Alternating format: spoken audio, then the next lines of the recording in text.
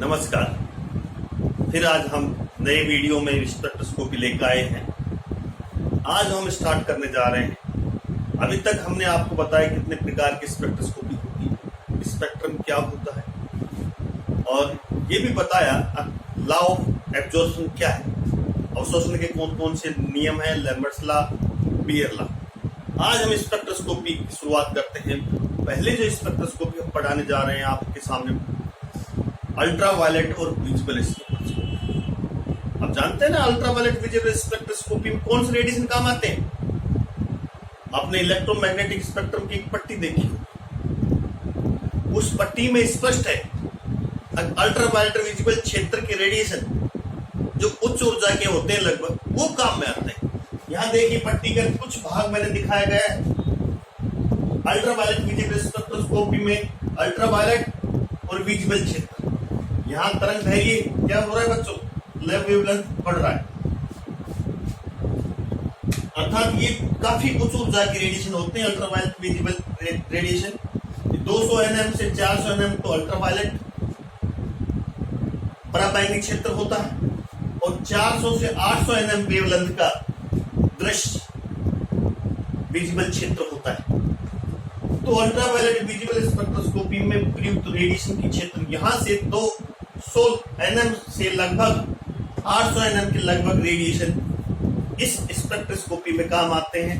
अर्थात जो light source होता है, वो हमारा जो प्रकाश स्रोत होता है, उसमें कितनी तरंग दैर्घ्य का रेडिएशन काम लेंगे, 200 से 800 nm तक, क्योंकि ये इसमें इलेक्ट्रॉनिक ट्रांजिशन होते हैं, अणु की इलेक्ट्रॉनिक ऊर्जा में परिवर्तन होता है, इसलिए इसको हम इलेक्ट्रॉनिक स्पेक्ट्रोस्कोपी भी कहते हैं। इलेक्ट्रॉनिक स्पेक्ट्रोस्कोपी भी कहते हैं। क्यों कहते हैं? क्योंकि अल्ट्रावायलेट विजिबल रेडिएशन जब किसी अणु या पदार्थ पर डालते हैं तो अणु की इलेक्ट्रॉनिक ऊर्जा में परिवर्तन होता है। अणु के इलेक्ट्रॉन निम्न ऊर्जा स्तर से उच्च ऊर्जा स्तर में चले जाते हैं, इसलिए इसको हम इलेक्ट्रॉनिक स्पेक्ट्रोस्कोपी भी कहते हैं। इनमें क्या होता है, इलेक्ट्रॉन ट्रांजिशन करते हैं।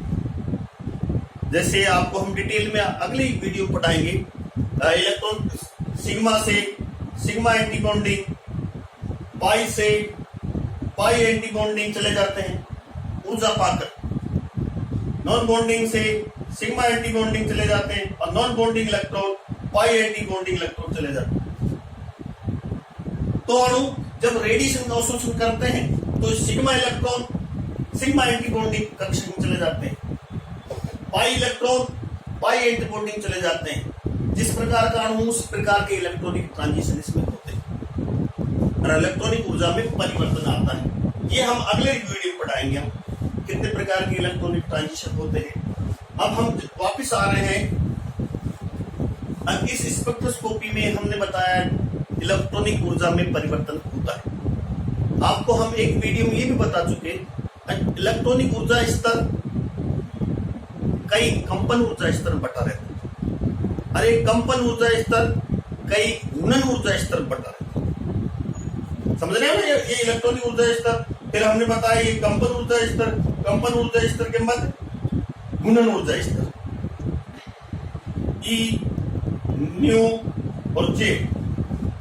इलेक्ट्रॉनिक ऊर्जा स्तर कई कंपन ऊर्जा स्तर में बटा रहता है, कंपन ऊर्जा स्तर कई गुणन ऊर्जा स्तर में बटा रहता है। जब इलेक्ट्रॉनिक ट्रांजिशन होते हैं, अर्थात अणु जब अल्ट्रावायलेट विजिबल रेडिएशन का अवशोषण करके इलेक्ट्रॉनिक ट्रांजिशन करता है, इलेक्ट्रॉन एक ऊर्जा स्तर से दूसरे ऊर्जा स्तर में जाता है, तो वाइब्रेशन एनर्जी में भी परिवर्तन होता है और गुणन एनर्जी में परिवर्तन होता है, क्योंकि इलेक्ट्रॉनिक ऊर्जा स्तर के अंदर वाइब्रेशन एनर्जी लेवल होते हैं और गुणन ऊर्जा स्तर होते हैं। तो जब इलेक्ट्रॉनिक ऊर्जा में परिवर्तन होगा तो वाइब्रेशन और रोटेशन एनर्जी में भी चेंज होगा। अर्थात इलेक्ट्रॉनिक ट्रांजिशन होने के साथ साथ वाइब्रेशन और रोटेशन ट्रांजिशन भी होते हैं। यही कारण है कि जब इलेक्ट्रॉनिक ट्रांजिशन में देखते हैं तो इलेक्ट्रॉनिक स्पेक्ट्रा बनता है, इलेक्ट्रॉनिक ट्रांजिशन इलेक्ट्रॉनिक स्पेक्ट्रा बनता है। ये स्पेक्ट्रा चौड़ा बनता है, बड़ा बैंड के रूप में, चौड़े बैंड के रूप में प्राप्त होता है। सामान्यतः इलेक्ट्रॉनिक ट्रांजिशन के फलस्वरूप जो इलेक्ट्रॉनिक बैंड बनता है वो चौड़े होते हैं। क्यों? वाई इसलिए हम जब इलेक्ट्रॉनिक ट्रांजिशन करेंगे तो वाइब्रेशनल और रोटेशनल ट्रांजिशन भी होंगे। तो इलेक्ट्रॉनिक ट्रांजिशन के में जो संरचनाएं बनती है उसके साथ साथ रोटेशनल और वाइब्रेशनल ट्रांजिशन की सूक्ष्म संरचना इसमें दिखाई देगी। इलेक्ट्रॉनिक ट्रांजिशन की रेखा तो दिखाई देगी, साथ में वाइब्रेशनल और रोटेशनल ट्रांजिशन की सूक्ष्म संरचनाएं दिखाई देगी, माइक्रो स्ट्रक्चर दिखाई देंगे, जिस कारण से इलेक्ट्रॉनिक स्पेक्ट्रा के बैंड चौड़े होते हैं, चौड़े बैंड के रूप में दिखाई देता है। के लिए एक क्वेश्चन कंपटीशन में आता है, अब इलेक्ट्रॉनिक स्पेक्ट्रा चौड़े बैंड के क्यों होते हैं? तो आप ये की आंसर देना है, इलेक्ट्रॉनिक ट्रांजिशन के साथ साथ वाइब्रेशनल रोटेशन ट्रांजिशन होता है, जिसके परिणाम स्वरूप जो स्पेक्ट्रा बनता है उसमें वाइब्रेशनल और रोटेशन ट्रांजिशन की सूक्ष्म संरचनाएं भी बनती हैं। हाँ, ये हमें और बता देते हैं, इस बैंड के रूप में कब प्राप्त होगा, चौड़ा बैंड कब बनेगा? जब किसी पदार्थ का स्पेक्ट्रा गैसीय अवस्था में, इसमें गैसीय अवस्था में किसी पदार्थ का स्पेक्ट्रा लेते हैं, इलेक्ट्रॉनिक स्पेक्ट्रा लेते हैं, तो हमें चौड़ा बैंड दिखाई देगा। यदि किसी पदार्थ का स्पेक्ट्रा, ये तो चौड़ा बैंड होगा, द्रव अवस्था में लिया जाए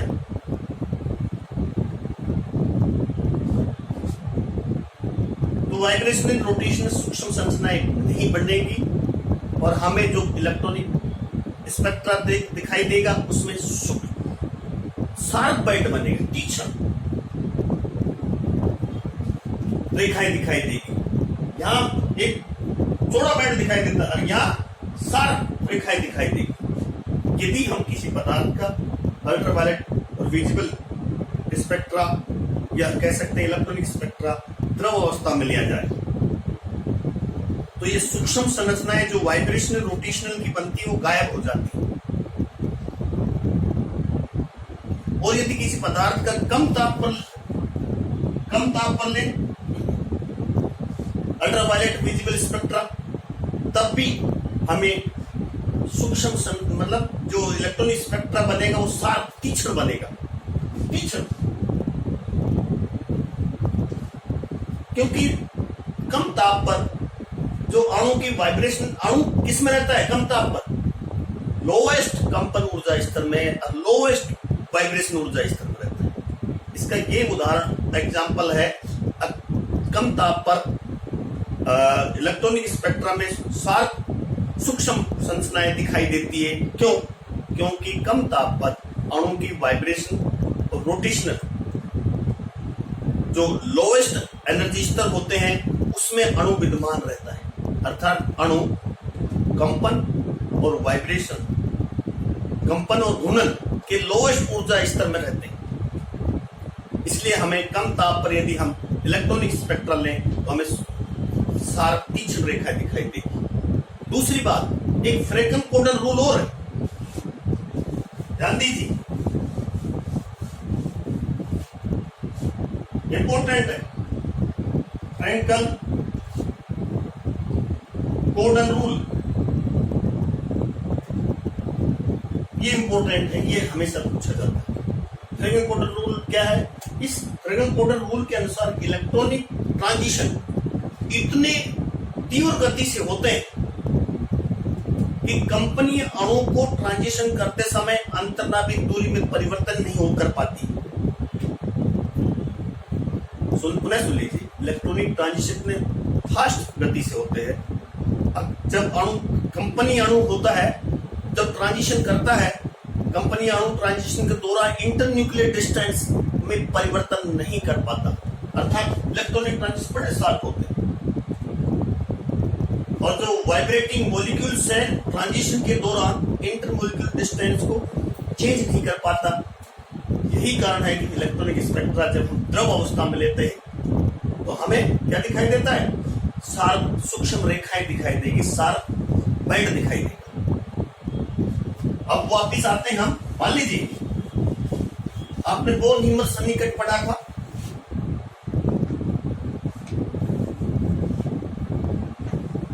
बोर्न हीमर सन्निकट क्या था? किसी अणु में कितनी प्रकार की ऊर्जा निहित रहती है जो स्पेक्ट्रोस्कोपी में उपयोगी है? ई इलेक्ट्रॉनिक,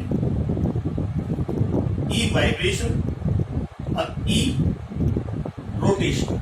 ये हम एक पहले वीडियो में बातें बता चुका है। बोर्न हीमर सन्निकट अप्रोक्सीमेशन, इंग्लिश में कहते हैं बोर्न हीमर अप्रोक्सीमेशन के अनुसार अणु में ये 3 प्रकार की ऊर्जा है जो क्वांटाइज हो सकती है, जो स्पेक्ट्रोस्कोपी में उपयोगी है।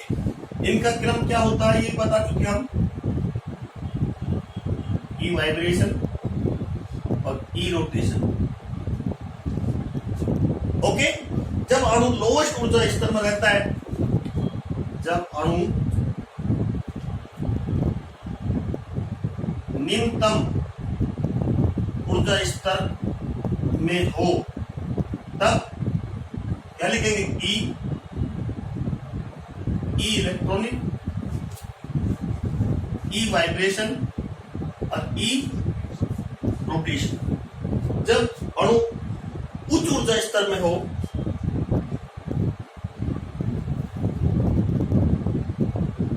उच्चतम ऊर्जा स्तर में हो, ये लोएस्ट एनर्जी लेवल है अणु का। जब इसकी इलेक्ट्रॉनिक ऊर्जा, वाइब्रेशन ऊर्जा और रोटेशन ऊर्जा है। जब अणु उच्च ऊर्जा स्तर में चला जाता है, तब उसकी ऊर्जा, इसको ई डैश लिख देते हैं, ई dash electronic, E dash vibration और प्लस ई डैश रोटेशन। समझ गया? ये पहले बता चुका मैं, फिर रिपीट कर रहा हूं। तब ये लोएस्ट एनर्जी लेवल है, ये हाईएस्ट एनर्जी लेवल है। दोनों में अंतर क्या है? जब डिफरेंस,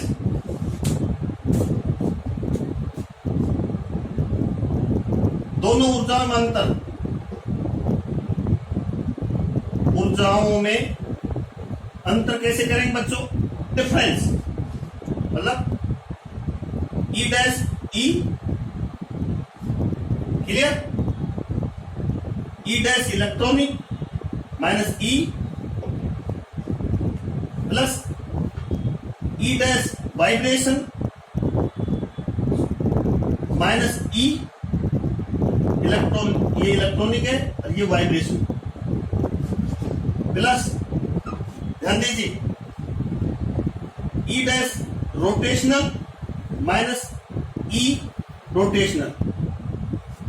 डिफरेंस ई डैश मतलब, ई डैश मतलब मैं और इस तरह आपको समझाने का प्रयास कर रहा हूं। अंतर del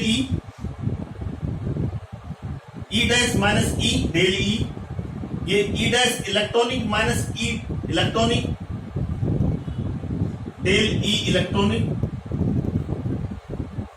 E dash vibration minus E vibration del E vibration plus E dash rotational minus E dash rotational del E rotational.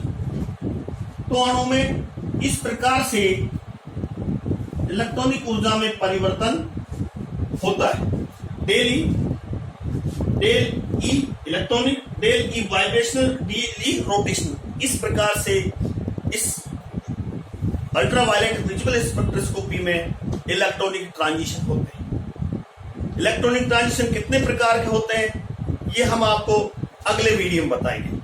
आज हमने आपको अल्ट्रावायलेट विजिबल स्पेक्ट्रोस्कोपी को शुरू किया है। अल्ट्रावायलेट विजिबल स्पेक्ट्रोस्कोपी में किस प्रकार के कितने तरंग दैर्घ्य के रेडिएशन काम में आते हैं और इसमें चौड़े बैंड कब बनते हैं और सूक्ष्म बैंड कब बनते हैं, यह हमने आपको बताया। और यहाँ ये भी बताया फ्रेगन-कोटर रूल क्या है, बोर्न हीमर सन्निकट क्या है। ये सारी की सारी बातें ये अल्ट्रावायलेट विजिबल स्पेक्ट्रोस्कोपी के इंट्रोडक्शन में आती है। अगले वीडियो में हम आपको बताएंगे इलेक्ट्रॉनिक ट्रांजिशन कितने प्रकार का होता है। इस पुनः मैं आज दोहराऊंगा। कोई भी यदि समस्या हो कमेंट्स बॉक्स में कमेंट्स कीजिए। और अब मेरी स्पेक्ट्रोस्कोपी के लिए हमेशा आप ये बुक पढ़िए, बीएससी पार्ट 3 मोना प्रकाशन अलवर से प्रकाशित होती है, आप इसको जरूर पढ़िए। और थैंक यू वेरी मच।